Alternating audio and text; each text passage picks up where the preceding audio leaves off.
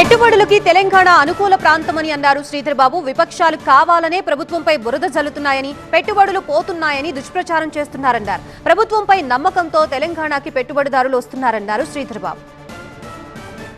మొదటి అడిగేప్పటి నుంచే విమర్శలకు వారు రెడీగా ముందుకు పోవటం, మరి రాబోయే కాలంలో కూడా మేము మా చేతల ద్వారా చూపెడతామని అనేక సందర్భాల్లో మేము చెప్పటం, ఈరోజు ప్రత్యక్షంగా మీ ముందడున్న పెట్టుబడులు మేము పెడతామని ముందుకొచ్చిన ఇలాంటి ప్రధానమైన కంపెనీలు పెట్టుబడులు రావటం లేదని, పరిశ్రమలు తరలిపోతున్నాయని, మా ప్రభుత్వంపై అనేక దుష్ప్రచారాలు చేయటం, ఇలాంటివేమీ మేము పట్టించుకోలేము.